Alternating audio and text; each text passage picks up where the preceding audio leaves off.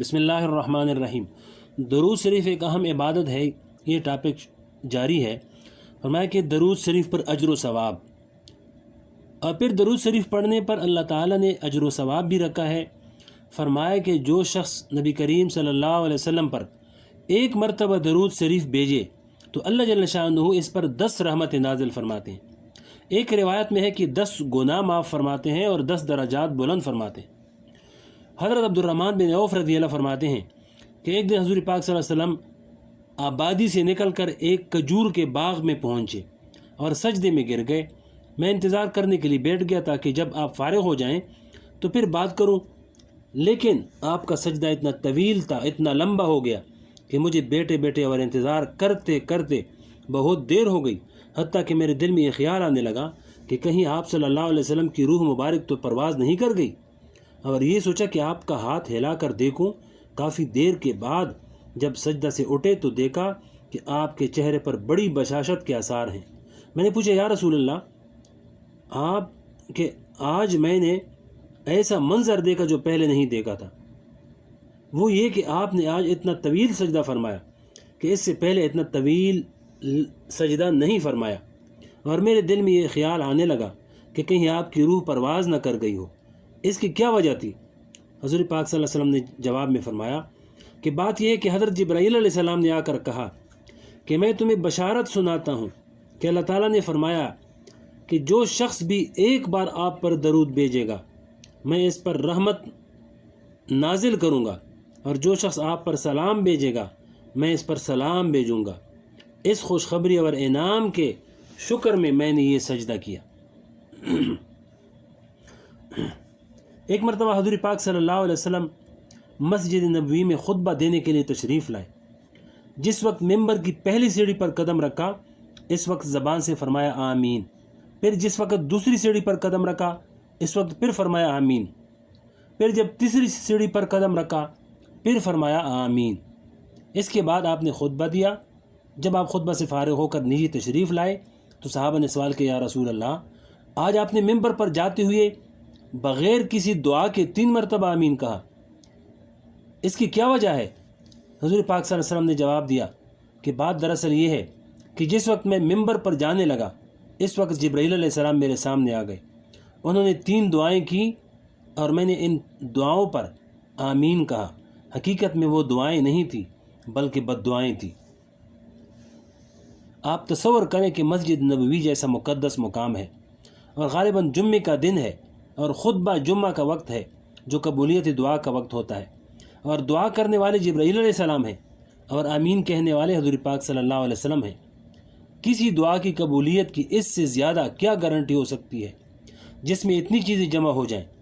پھر فرمایا کہ پہلی دعا حضرت جبرائیل علیہ السلام نے یہ کی کہ وہ شخص برباد ہو جائے جو اپنے والدین کو بڑھاپے کی حالت میں پائے اور پھر ان کی خدمت کر کے اپنے گناہوں کی مغفرت نہ کرا لے اور جنت حاصل نہ کر لے۔ اس لیے کہ بعض اوقات والدین اولاد کی ذرا سی بات اور خدمت پر خوش ہو کر دعائیں دیتے ہیں اور انسان کی مغفرت کا سامان ہو جاتا ہے۔ لہذا جس کے والدین بوڑھے ہوں اور وہ ان کی خدمت کر کے جنت کا پروانہ حاصل نہ کر سکے اور اپنے گناہوں کی معاف نہ کرا سکے تو ایسا شخص ہلاک و برباد ہونے کے لائق ہے۔ یہ بد دعا جبرائیل علیہ السلام نے کی اور حضور پاک علیہ السلام نے اس پر آمین کہی۔ دوسری بد دعا یہ کی کہ وہ شخص ہلاک ہو جائے جس پر رمضان المبارک کا پورا مہینہ گزر جائے، اس کے باوجود وہ اپنے گناہوں کی مغفرت نہ کرا لے، کیونکہ رمضان المبارک میں اللہ جل شانہ کی رحمت مغفرت کے بہانے ڈھونڈتی ہے۔ تیسری بد دعا یہ تھی کہ وہ شخص ہلاک و برباد ہو جس کے سامنے میرا نام لیا جائے اور وہ مجھ پر درود نہ بھیجے۔ درود شریف نہ پڑھنے پر اتنی سخت وعید ہے، لہذا جب بھی حضور پاک صلی اللہ علیہ وسلم کا نام آئے تو آپ پر درود شریف پڑھنا چاہیے۔ اصل درود شریف تو درود ابراہیمی ہے جو ابھی میں نے پڑھ کر سنایا، جس کو نماز کے اندر بھی پڑھتے ہیں، اگرچہ درود شریف کے اور بھی الفاظ ہیں لیکن تمام علماء کا اس پر اتفاق ہے کہ افضل درود شریف درود ابراہیمی ہے، کیونکہ حضور پاک صلی اللہ علیہ وسلم نے براہ راست صحابہ کو یہ درود سکھایا کہ اس طرح مجھ پر درود بھیجا کرو۔ البتہ جب بھی حضور پاک صلی اللہ علیہ وسلم کا اسم مبارک آئے تو ہر مرتبہ چونکہ درود ابراہیمی کا پڑھنا مشکل ہوتا ہے، اس لیے درود شریف کا آسان اور مختصر جملہ یہ تجویز کر دیا ہے صلی اللہ علیہ وسلم۔ اس کے معنی یہ ہے کہ اللہ تعالیٰ ان پر درود بھیجے اور سلام بھیجے۔ اس میں درود بھی ہے اور سلام بھی ہے، لہذا اگر حضور پاک علیہ السلام کا اسم گرامی سنتے وقت صرف صلی اللہ علیہ وسلم کہہ لیا جائے یا لکھتے وقت صرف صلی اللہ علیہ وسلم لکھ دیا جائے تو درود شریف کی فضیلت حاصل ہو جاتی ہے۔ لیکن بہت سے حضرات کو یہ بھی بڑا لمبا لگتا ہے، طویل لگتا ہے۔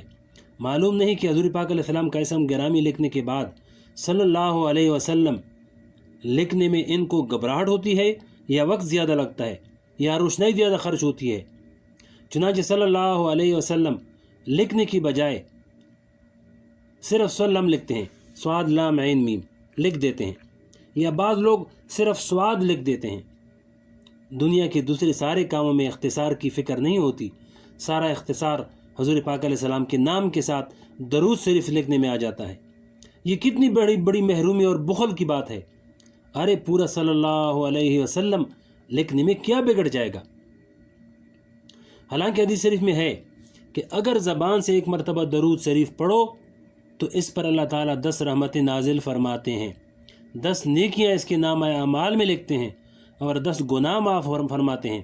اور اگر تحریر میں صلی اللہ علیہ وسلم کوئی شخص لکھے تو حدیث شریف میں آتا ہے کہ جب تک وہ تحریر باقی رہے گی اس وقت تک ملائکہ مسلسل اس پر درود بھیجتے رہیں گے۔